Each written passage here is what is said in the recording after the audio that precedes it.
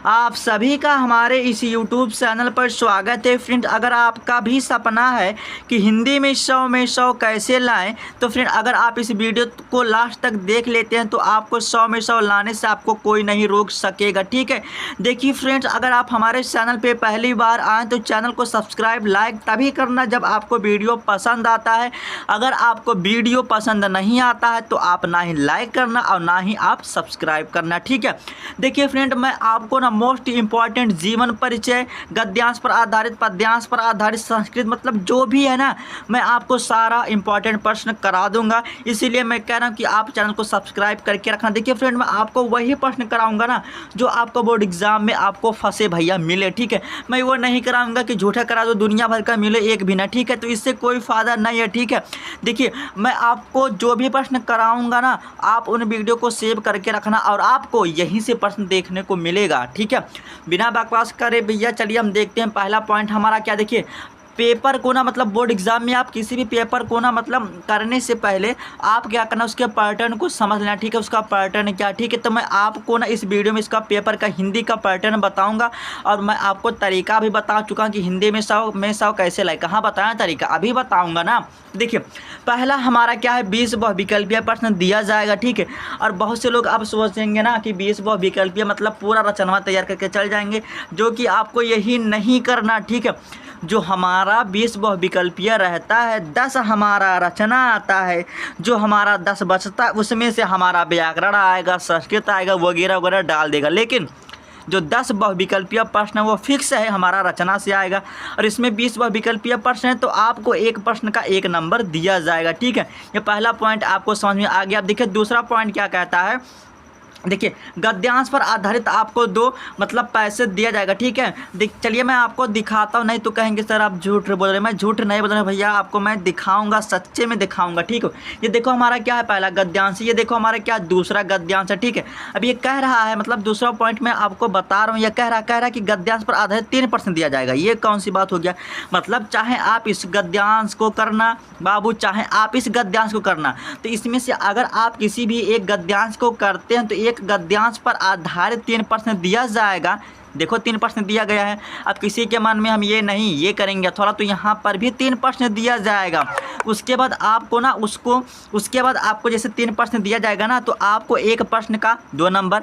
अब यहाँ पर 3 प्रश्न है तो आपको 2 नंबर बराबर 6 नंबर मिल जाएगा। ठीक है, अब यहाँ पर देखिए तीसरा पॉइंट क्या कह रहा है, पद्यांश पर आधारित 3 प्रश्न दिया जाएगा। अब ये कौन सी बात है, जैसे गद्यांश पर आधारित 3 प्रश्न दिया गया था ना, वैसे पद्यांश पर आधारित 3 प्रश्न दिया जाएगा। लेकिन आपको जो पद्यांश रहेगा 2 मिलेगा। ठीक है, 1 मिलेगा फिर अथवा करके देगा। ठीक है, चलिए मैं आपको ये भी दिखाता हूँ। देखिए फ्रेंड, ये जो पेपर है बोर्ड एग्जाम में ये हमारा हुआ था। ठीक है, अभी देखो हमारा पद्यांश पर आधारित है। ठीक है, ये हमारा पहला पद्यांश हो गया और यहाँ पर अथवा करके हमारा क्या दिया, दूसरा पद्यांश दिया। ठीक है, और यहाँ पर देखिए हमारा पॉइंट क्या कह रहा था और अच्छे से समझेंगे। यहाँ पर कह रहा था कि पद्यांश पर आधारित 3 प्रश्न, जैसे यहाँ पर हमारा गद्यांश में मिला ऐसा हमारा पद्यांश में मिलेगा, 3 प्रश्न मिलेगा। देखो यहाँ पर 3 प्रश्न है, अथवा करके करोगे तो यहाँ पर भी हमारा 3 प्रश्न दिया जाएगा। ठीक है, इसके प्रश्न मतलब आगे दे दिया। ठीक है, तो यहाँ पर भी आपको 3 प्रश्न का भैया 2 नंबर मिलेगा, बराबर 6 नंबर हो जाएगा। ठीक है, उसके बाद आपको यहाँ पर ध्यान रखना। देखिए हमारा चौथा पॉइंट क्या कहता है।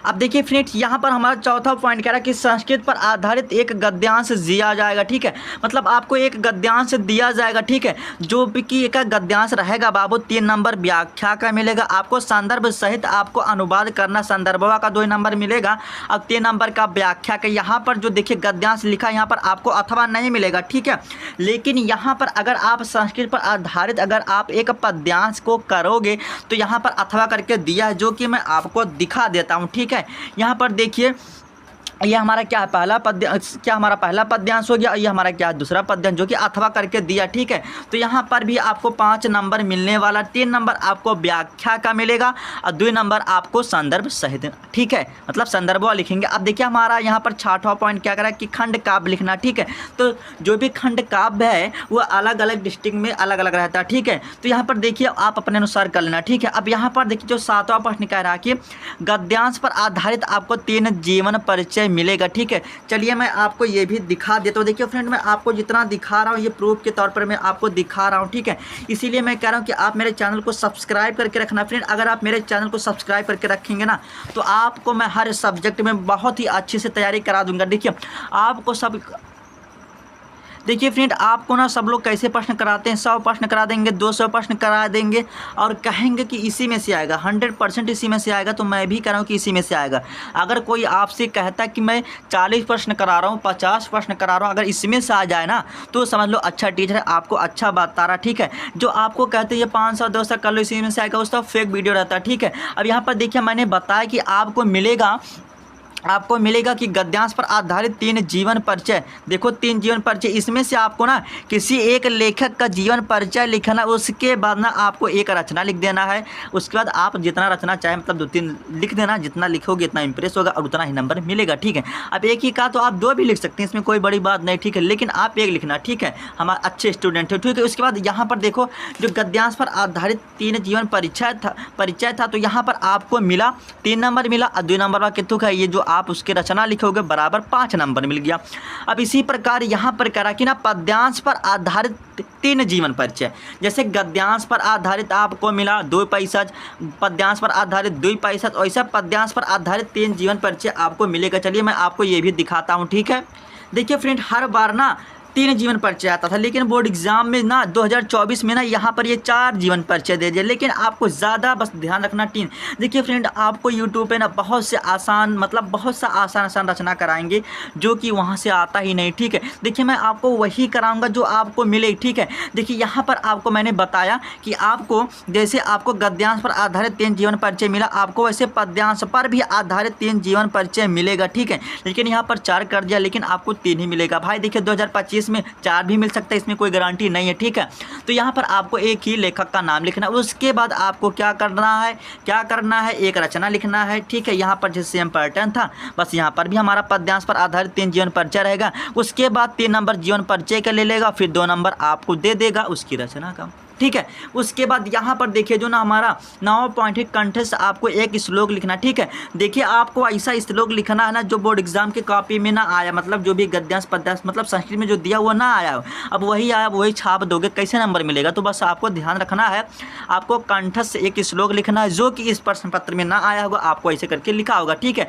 उसके बाद चलिए मैं आपको और बताता हूँ। ठीक है, अब देखिए फ्रेंड, यहाँ पर ना आपको संस्कृत के 2 प्रश्न दिए जाएंगे, मतलब 4 प्रश्न दिया जाएगा ना, तो आपको 2 ही करना है जो आपको आता। ठीक है, उसके बाद आपको ना यहाँ से एक नंबर मिलेगा। ठीक है, तो आपको ये भी ध्यान रखना। ठीक है, देखिए फ्रेंड ना संस्कृत का जो क्वेश्चन आंसर ज़्यादा आपको तैयार नहीं करना, जो मैं आपको बता दूंगा बस आपको वही तैयार करके जाना है और आपको 2 नंबर बाबू आराम से मिल जाएगा। ठीक है, उसके बाद चलिए मैं आपको और कुछ बता देता हूँ। देखिए यहाँ पर कह रहा कि आपको किसी एक विषय पर आपको क्या करना, निबंध लिखना। ठीक है, निबंध ही लिखना है ना, हाँ निबंध लिखना, मतलब आपको जो आता लेकिन वो भी आपको उचित तरीके से लिखना। ठीक है, उसके बाद आपको मिलेगा 7 नंबर। ठीक है, तो यहाँ से ये हमारा जो पेपर का पैटर्न था ये पूरा समाप्त। तो देखिए फ्रेंड, अगर आप मेरे चैनल को सब्सक्राइब कर लेंगे ना तो देखिए मैं आपको बहुत ही मोस्ट इंपॉर्टेंट क्वेश्चन कराऊंगा। देखिए मेरे वीडियो में ना आसान रचनाएं नहीं रहेगी, आसान रचनाएं नहीं पूछता। अगर आपको विश्वास नहीं है तो मैं आपको पेपर दिखाता हूँ। देखिए मैं आपको पेपर दिखाता हूँ। ठीक है,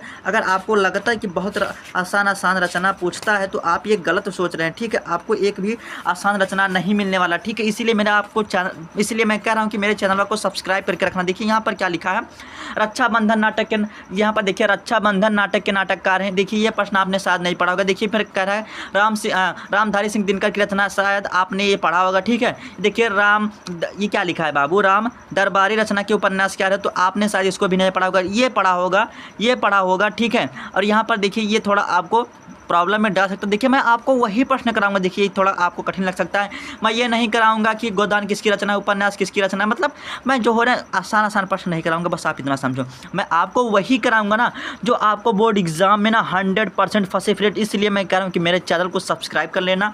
अगर वीडियो पसंद आता तो वीडियो को लाइक कर देना, अगर चैनल पर ना तो वही बात फिर चैनल को सब्सक्राइब कर लेना।